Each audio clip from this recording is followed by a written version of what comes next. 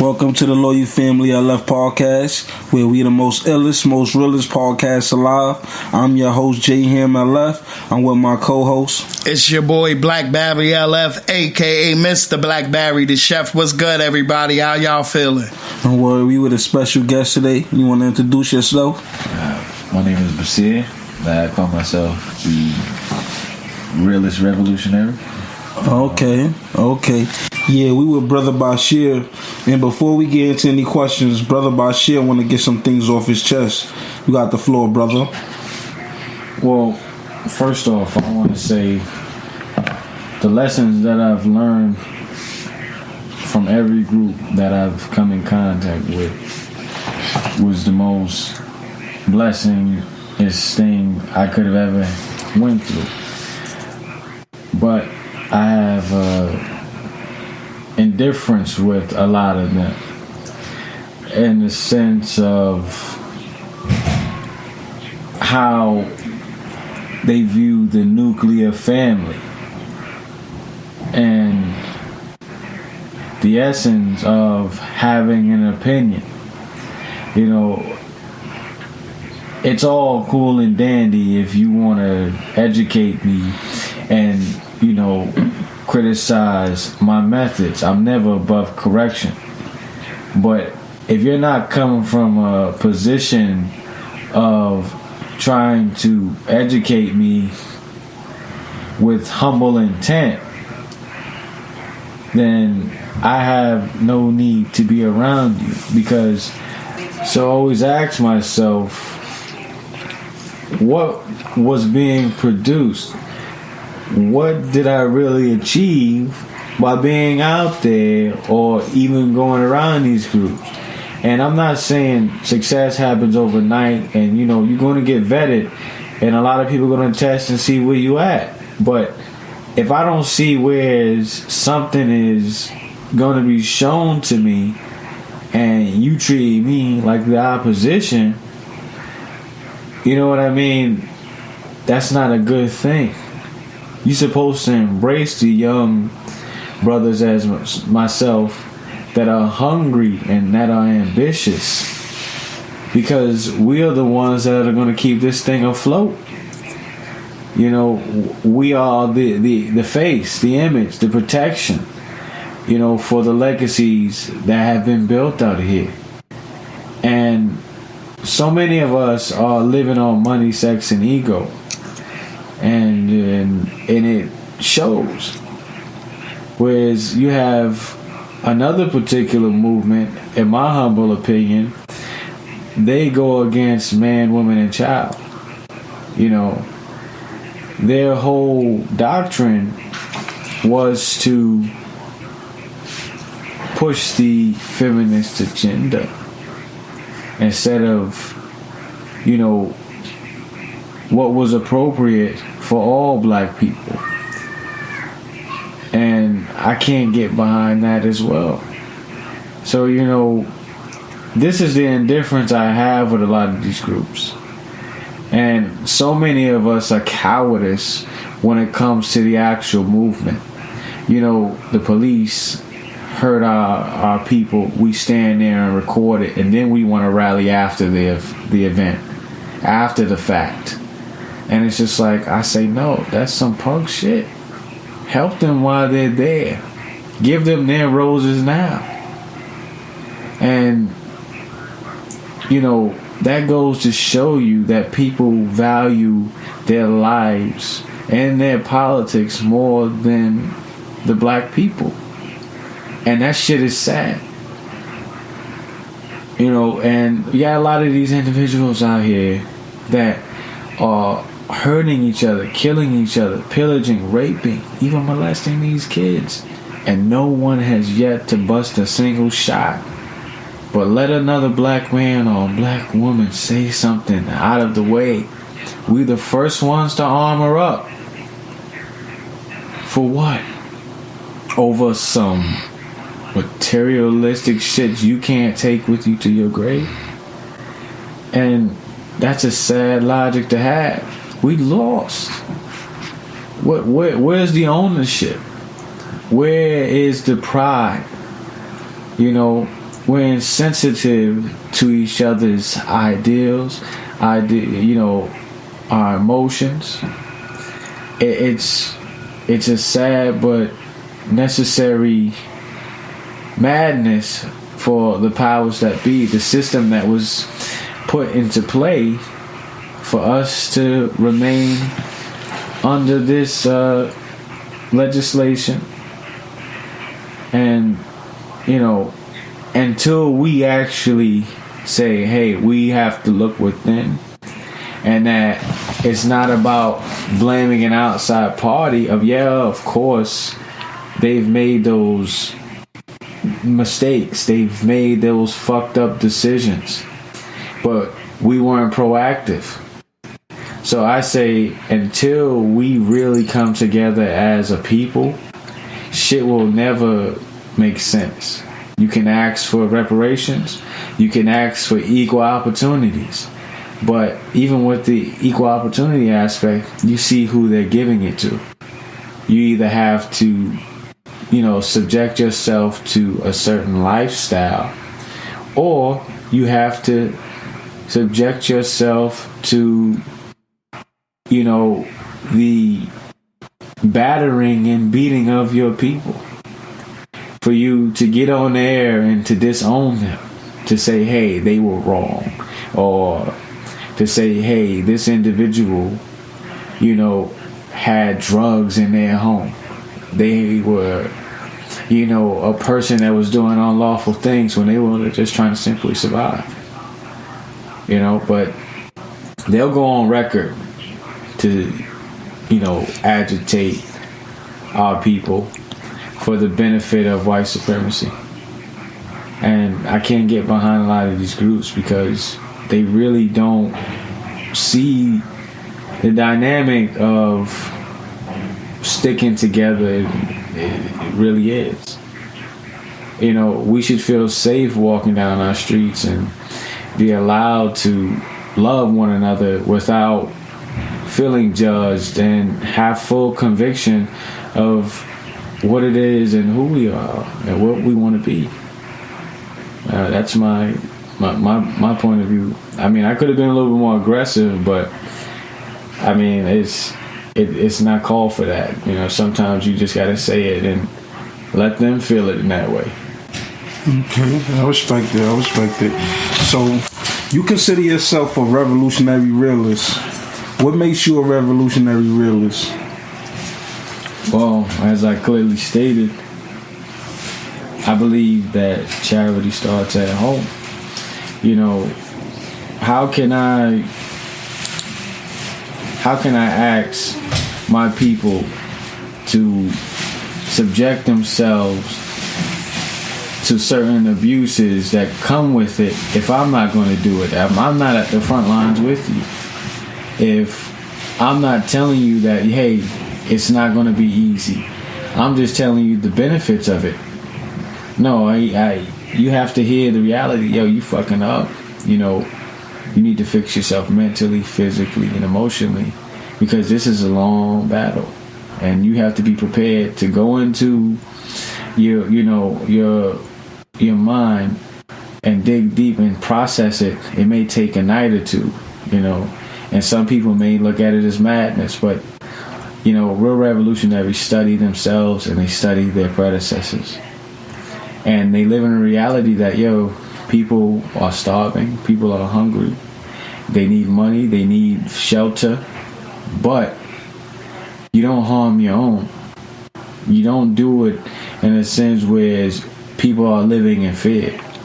If anything, if you want to be a realist, go after the ones that have it. And I'm not saying, go out there and rob people, but if we're going to be real, let's hold them to a certain standard. The 1% that do have the money, the ones that do have the hands on the button. We're not going down to DC and advocating for what we truly want, which is reparations, and to fully get behind that, you got to have a mentality of, us, never them. And you have to understand you don't need allies. It's got to come from within. Okay, definitely. I want to ask you a question about because you just spoke about reparations, and I think that as a people we need to learn more about financial freedom before we can even think about reparations. So I want to ask you, what are some things that we can do to start educating the youth to be financial free? Starts from childhood, to show and prove what it is that money truly represents. It's nothing but agreed upon currency, IOUs. It's a way of controlling the masses. But once you understand it doesn't control you, that you control it, that's power. Because it's not in the money, it's in the equity. It's in the investments that you make, the stocks and bonds. You teach your kids that it's better to have an Oldsmobile than a Beamer. That's financial literacy. Because they know that they're preparing themselves for something greater.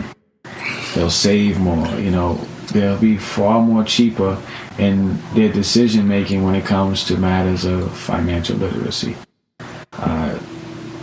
As well as, just educating them on a daily basis, testing them on what it is that they should and shouldn't do with their money.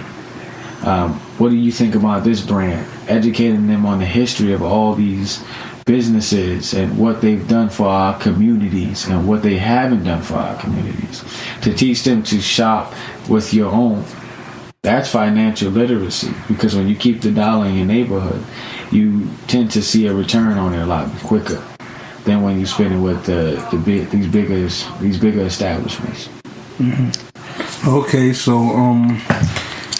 all right, so since we're on the subject of financial literacy, do you think that this should be something that should be taught in schools, like in public schools? Because a lot of our kids, we go to school and we learn different things, but you never really understand the real value of economics and learning what to do with your money and invest and stuff like that. So do you feel like they should be teaching financial literacy inside the classrooms? I wholeheartedly believe that. Like the brother said, you can't ask for reparations until the babies are educated. People can say, hey, this is going to be the here and now, but you have to realize that we're planting seeds for trees that we'll never be able to sit under and enjoy the shade. And it's going to start with the next generation, because we weren't educated in that. Now that we're armed with this knowledge, it's up to us to advocate for that in the school systems, because they're advocating for everything else, if you understand what I'm getting at. Definitely. Instead of how to truly survive. How, to truly be black and survive on a certain income. Alright, so my next question is a two-part question. What do you feel about being a black man in America? Also, what do you feel about racism in America? I love being a black man in America. It's the most dangerous thing. It's exciting. It's in parallel with being a revolutionary. Every day is not guaranteed. You take a chance when you label yourself as such, when you know that the benefits don't outweigh the consequences, that you're doing this for the next generation to come. And as far as racism goes in America, I could care less. I mean, this animal, it bothers me often because I'm around it. But, like what keeps me grounded is my family. Coming here, being around the family has kept me stable. Because to be honest with you, if I had to deal with it on a daily basis, because you have a thing called overt racism, whereas they do things in plain sight but don't take accountability for it, and the shit really fucks with you. And if dealing with racism in America has taught me anything, is that in the past, what kept our ancestors strong was unity. Okay, so in your opinion, what do you feel some of the changes that we can make to to survive better in America, as far as like the racism and the injustice that we go through as black people? Going back to what's natural, rewriting history books, washing and cleansing our minds of European Catholicism, education, and converting back to what's first and pure, which is of the people, and also establishing a school where we allow our women to be the first teachers. Because there's a saying, if you teach a man, you teach a person, but if you teach a woman, you teach a nation. To remind the women their responsibility of what it is that they bring to the table. It's not just about trying to compete, that you control the next generation, that you are the first teachers. That's what's going to rewrite everything, is to uplift our women and to educate them into what's first and pure, which is of our culture, our people, where we come from. Okay. So who are some of your influence? Like, let me know some of the people you study that influence you and to make you, do the things you do or feel the way you feel. Oh, first and foremost, I would say our family. Santina, Peyton, Kwaku, Peyton, all my other cousins. Of course you are, Jay. I see how you move. But many conversations with my cousin, Kwajo. That's influenced me on many cases. But as far as who I've studied, I would say Nana Denny Zulu, Sonny Carson, Huey P. Newton, Bobby Seale, Elvis Cleaver, Shirley Chisholm, Dr. Cress Wilson, Francis Cress Wilson, Amos Wilson. We have, I'd like to say, Harriet Tubman, Nat Turner. They paved the way for a revolutionary, to be a revolutionary. They took a stance. They did something different. Who else could I think of? Alan Watts. Alan Watts is a white man, but he was a spiritualist, and he was Taoist, I believe. And the things that he spoke on was in parallel with what needed for the system to be broken. And how to let go and how not to allow certain things to encamp your life. And George Carlin, a white comedian. Yeah, he's hilarious. I like him. Yeah, he was dope. Okay. He has a comedian style, something like Dave Chappelle. Yeah. Okay. A real witty way. Alright, man. So 2020 been a rough year. We've been through a lot. I just want to know your take on this whole coronavirus thing, because I know this thing is crazy, man. At first, it's really hard to say if it's real or if it's fake. But, the proof's in the pudding. People are getting sick. And, I kind of feel like the numbers are fabricated, but I do believe people have gotten the virus. But they're flu-like symptoms. And a lot of people that passed away from it had ailments. And, I believe those ailments are what led up to, what really happened to them. I think the ventilators were too strong. They were like overexerting the lungs. Yeah. So people died from that. You know? And it's based on mucus. So if anything, coronavirus taught us to eat healthier, to work out, and not to take life for granted, and to revert back to what is natural, what is African, you know? And, you know, just to never take anything for granted, to love our people more. Because this is an open, you know, and shut case in my mind, you know, in the sense of, you know, the death toll, because a lot of doctors will tell you that it's fabricated. And, you know, it's also opened up the door for people to educate themselves politically. Because, I mean, that's what it was really about, politics.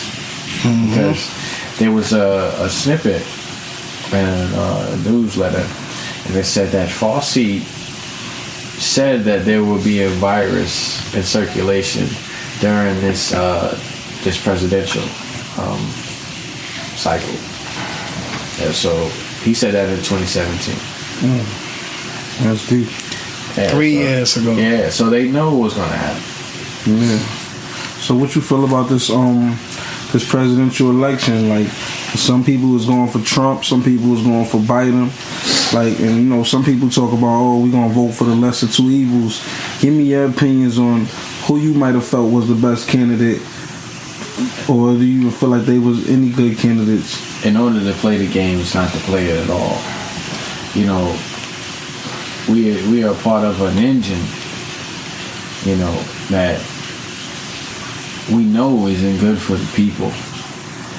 Now, in respects to our people, I wouldn't have voted for either one of them, because they both we're hiring a new master. Trump showed us who the country truly was, and he also showed us that if the economy was to crash, we wouldn't be able to survive. You know, and I respected that because it showed our vulnerability and what we need to fix. You know, that we're not self-sufficient, that we depend on other continents to supply and give our demands. Like, I was reading something in the newspaper, and the oil trade, and let me make sure I know the country I'm talking about. And I believe Iran Trump went from having a million barrels exported back and forth to America to zero, because they were trying to diminish the numbers of trading with that country, because they wanted to be self-sufficient here. And it was about, you know, gaining control of our economy, whereas we didn't depend on anyone else.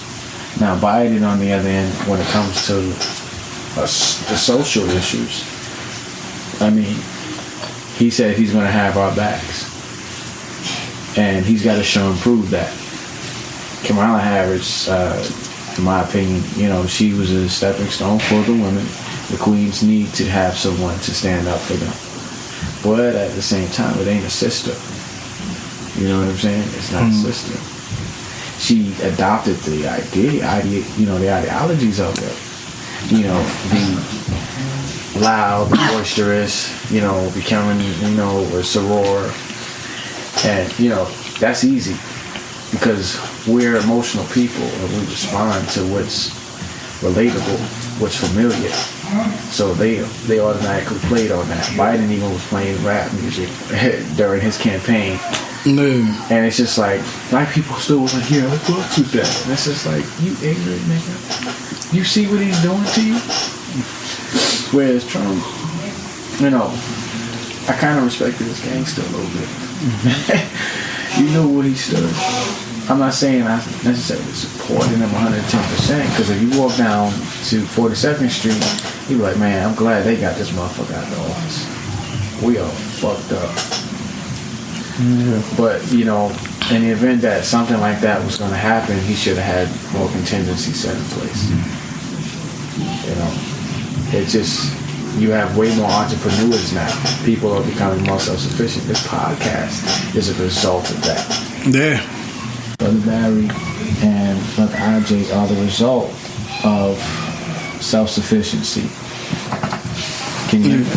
Yeah, I can hear you. You know, it shows in your productivity, which I'm actually glad to be on this podcast. Actually, I want to thank you very much for having me. Nah, those are so good. Yeah. But just because we on the topics or whatever, now they got a vaccine out where they saying that they want it's mandatory for people to get tested for the vaccine or whatever. Now, my problem with the vaccine is that stuff like AIDS, cancer, all these diseases have been out for all these years. They haven't been able to find a cure. Mm-hmm. But this coronavirus come out in 8-9 months, and now all of a sudden they got a vaccine for it. Like, I don't understand that. But give me your take on the vaccine, and do you think we should take it, or we should just, you know what I mean, leave it where it's at? I mean, we haven't gotten it, and we everywhere. And I think that has a lot to do with our diet and who's exposed to it. You know what I mean? And I think it's bloodline as well. But, I don't think we should take the vaccine. I think it's ludicrous. Because, like you said, how do you have the cure for a virus in less than 3 to 4 months? 6 months. You got the cure. It don't make no sense. And millions of people have died from cancer, AIDS, in high numbers. Diabetes, high blood pressure. Exactly. Everything. Yeah. To piggyback on diabetes, yes. It's crazy how you have to do all this research because the money's in the remedy, not in the cure. Mm-hmm. Right now, it's supply and demand. They need to vaccinate everyone for a bigger reason. You know, it's like with polio. You know, a lot of people caught that from the shot. Mm-hmm. You know, they were saying, "Well, we got the vaccination." No, something was amok. You know, I think there was a time of like the Great Depression. Something was going on with the industrial machines, and you know, as far as the chemicals and things that were being sprayed in the air because they were experimenting on a lot of things during that time. Mm-hmm. And so the kids came out pretty fucked up. And they found a cure for that because they knew what was coming. You know, the shit that we know ain't based on books, bro. Erudition, you know, when we study and we read books to educate ourselves. It's based on our common sense, our street knowledge, but we see what's going on around us. You know, the proof is right there. Like, all these people that have died from it were just results of what they needed. You know, I know several nurses that'll tell you that some of that shit was fabricated, and that it's not as bad in the hospital as you think it is. Mm-hmm. People are in the hospital, but they're not in like crazy, situations. They're going back home. They're not dying. Yeah. Which means that people are starting to build immunities to it. You can't fight what's natural. The body is going to fight off any kind of virus, any kind of bacteria. We're built like that. Yeah. Yeah, definitely understand exactly what you're saying. That make a lot of sense. I started to realize that, like, even when you get a cut on your finger, if you, like, I got a cut during the process, I get 1,000 cuts. I'm a chef. Cut my finger, never look at it. But then I cut my finger and I looked at the process of how it started healing itself. And I was like, yo, that's crazy what your body can do. Because I had a big old gash right here in the front of my finger. Yeah. And I had to get it drained and everything. And then I look at my finger, it looked like it's normal. So, like, the power of what your body can do is amazing. They had experiments where they would agitate the body to heal itself. A lot of people died from the trials, but it worked. Yeah. Had they lived, they would have been completely cured of all ailments. Just think about, like, athletes, how hard they train, how hard they push their body to get to wherever they want to go. Like, if you just think about it, if you have faith the size of a mustard seed, you can move mountains. All right, so knowing you, I know you used to be a correctional officer. Let me know some of the negative things you witnessed while working in corrections. I was in the state of Georgia. You understand? That's Jim Crow state. That's one of the most racist states in America. But it wasn't so much to racism. I'm going to get to that. But what bothered me was the Sambo ass niggas. You understand? You would say Uncle Tom. Uncle Tom was the hero. Huey Uncle Tom's Cabin. Mm-hmm. Sambo ass niggas. Like, they really close-minded down south. I mean, no disrespect to those who are real. The ones that call themselves real niggas, but when white folks come run, I seen a lot of them buck and break. I seen a 6'5" motherfucking 300-something-pound cry to a 5'2" white man. Just because white supremacy is that strong down there. They got that hold on them. I seen them sick a police dog on a brother that ran, and that submitted himself. He gave up. He had his hands behind his back, but they let the dog tear his leg up anyway. Tore the tendons up. The brother couldn't walk. You understand? Had to get several stitches. Tendons, man. Things had to be put back together. You understand? But the inmates, I would like to say the brothers that were housed there were treated different than the white people that were housed there. The white people were housed there had a little bit more leeway.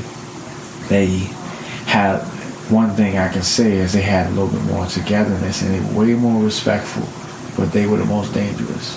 Because when we would do shakedowns, we find shanks like maybe 6 to 12 feet long. Damn.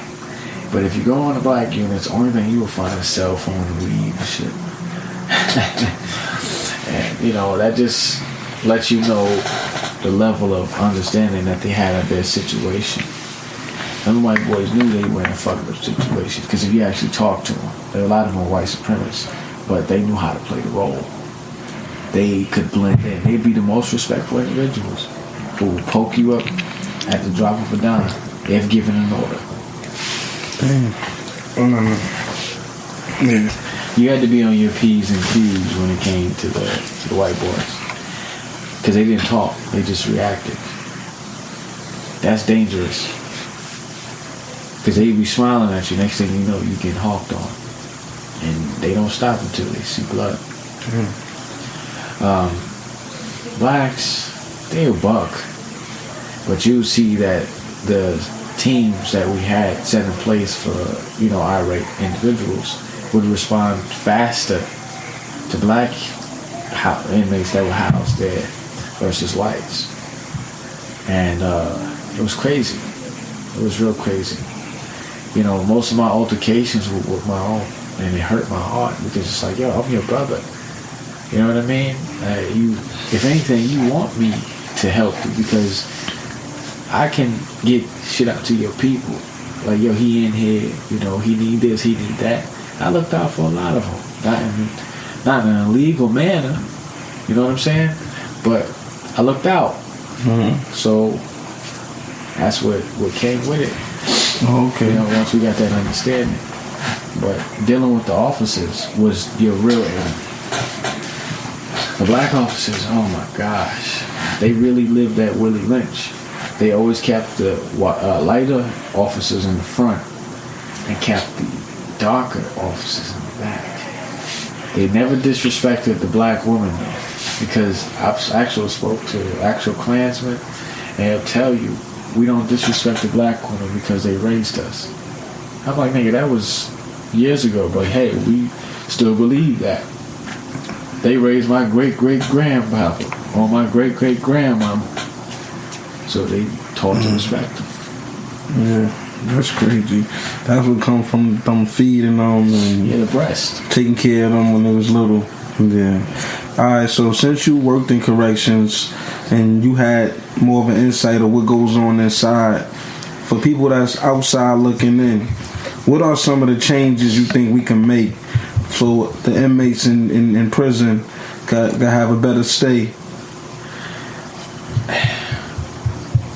That's a tricky question, because I wouldn't even say inmates. I say the brothers housed. Okay. The young men and young women that are housed there, they gotta want to change. They gotta want what's offered to them, because nothing is given to them in there. They gotta actually work for it. It's hard to say, because you judge them based on how they get along with people on their MO. You test their reaction to things. You give them space. You see what it is that they are capable of and not capable of. Is he able to be a leader, or is he a follower? See, if I say a leader, I'm not going to put him with too many people. I want to put him where he's not by his people. And this is just something I've learned, and it's something I'm trying to unlearn. It's just how you train. Now, if you see a follower, you go after him more because he's far more impressionable. He's looking for guidance. He's not necessarily a bad person. He just needs love.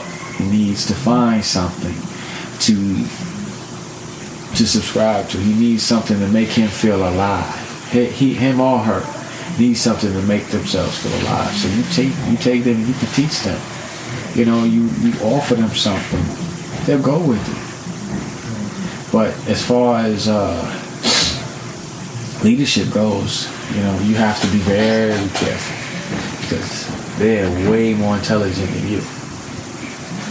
You understand that? Or you got caught. Oh, that doesn't mean anything. The fact that he got caught is on behalf of someone snitching on him. But most of the times, if you meet anybody that runs anything, they cool, calm, collected. The most laid-back individuals you will ever meet in your life. So the question was, what are some of the changes that we can make inside, so the brothers that are housed inside the prison could have a better stay? Well, to bring that up as far as everyone's MO, you just have to supply more things that they like, creativity, but that's judged based off of behavior, because anyone can get shanked because they still making their money in there, and you can't do too much, because it's like people are in there because they did criminal shit. Let's just be real. I've been locked up before. I might have been innocent, but I was a criminal at that time. I was involved in criminal shit. Yeah. So, it's just those who want it, they should have rehabilitation programs, a way for them to, if they could do something to wipe the slate clean. Like, wait, if you do this amount of time, and you do these programs, and you show us that you want the therapy, because all it really is therapy, we'll wipe your record clean. You know how many people would do that and stay on the straight and narrow? If they got a 3-point strike system where it's like, if you do this, you get life in prison because we gave you opportunities. You see what I'm saying? Mm-hmm. Like, it's like you give them the opportunity to, you can clean your act up, or you got to come back here and serve the rest of your term. You see what I'm saying? Everyone deserves a second chance, except for the murderers, and depending on the manner in which it was done. The pedophiles and rapists, they don't fall under that category. Okay. So I got another question. Mm-hmm. Since you on the topic of pedophiles and all of this stuff, what do you feel about they trying to make pedophilia like a sex, like if we straight or gay? Bang. they trying to make pedophilia. Yeah, that's crazy. That's terrible. That's my response. Yeah, Bam. that's just nuts. I ain't got nothing else to say about it. Let me elaborate on that, because I think people sick, and I think it's messed up that they really trying to push that agenda on people, and they're gonna fuck little kids' heads up, and even adults, because they're gonna think it's okay to mess with a little girl or mess with a little boy, and I just think that's the most disgustingest thing you could do on this planet. And that's just my thoughts on it. When it comes to matters of pedophilia and rape, those issues have to be dealt with aggressively. You understand? You need to castrate. You need to, do something. Someone got to lose a limb. And people are like, yo, you're wrong for thinking that way. It's just like, no, you fucking up somebody's life. You understand? You don't know how you fuck up a person's whole perspective of themselves and how they feel about the opposite sex or the same sex, and the shit ain't right. I've been through that coming up, and I can talk about it. I don't care. I'll talk about it. I've been through it coming up. As far as being molested or something? Yeah, as a kid, man. Like, okay. I'm not sorry to hear that. I'm not ashamed to put that out to the world. It's very real. Mm-hmm. And it wasn't mine to do about it. So let's put that out there. But it's still, it was still fucked up. It was, and that kind of put a fear of women in me. You know what I mean? It was a power thing. Mm-hmm. And so it just kind of fucked up my whole reality on how I deal with it. Yeah. Still, you try not to allow it to control and dictate how you move, but it does. That shit is rough. And people don't understand, why you don't have this and that? Because you don't know what I went through and how long I had to go through it. Yeah. Yeah, I understand. That's understandable. Wow. But I see you got a gold tooth. What's the science on your gold tooth, man? I did a little research on it, and to have a gold tooth is like a representation, amongst the black people that I'm my own boss. That regardless if I'm working for these crackers, I'm smiling in his face. He can't take that because that's African royalty. I'm showing you I'm not impoverished by you. And you hate that because you can't take it out of my mouth. Because if you do, you're a savage. Mm-hmm. You're gonna go where I eat. You know what I mean? That is that deep that I'm gonna smile in your face, but it's just more of showing you that I'm not hurting. Of course I'm a normal brother. I go through it. I work like a normal man, but it's a sense of pride. Yeah. That's all it is. Okay, I could dig it. Yeah, so that's deep. But yeah, Barry, you got anything else you want to ask him? Nah, I'm good. You enlightened me on a lot of stuff. I really enjoy our conversations. Well, you got anything else you want to elaborate on? Shout out to everyone dealing with diabetes. Seeing the brother in front of me deal with that, man, it's a very serious thing. Just take better care of ourselves. Definitely. Because having diabetes is just hard. That shit is like, you gotta definitely totally change your whole life if you want to conquer it. Yeah, I can imagine. Wow, but if anybody fighting any illnesses, or just try to do the best you could do to take care of yourself. You know what I mean? Stay healthy. You know what I mean? Get some rest. Eat properly. And just do everything you got to do to stay alive. Word. But I had a good talk with you today, brother. Well, you got to touch down some key points. I'm glad you came and shared your stuff with us. Word. Appreciate it. Where can anybody find you if they want to reach out to you and talk to you? I mean, that's yet to be put in place, but I mean, if anything, they could always reach out to you guys, and then they can reach me, a third person basis until I actually set up something up. because I'm trying to, keep away from social media for a while. Okay. Okay. All right. Well, this episode was brought to you by our sponsors, Frontline Millionaires, where you can get your Frontline Millionaires gear at www.frontlinemillionaires.shop. Also sponsored by I'm Different and It's Okay by Stephanie_Kia684 on Instagram. Just click the link in the bio. Also, Drum Love, Drum Sound, Drum People. Go get your Drum Love merch. Yeah, all right, everybody. Have a blessed day, blessed night, blessed weekend, blessed whenever time you watching it. Peace. Peace.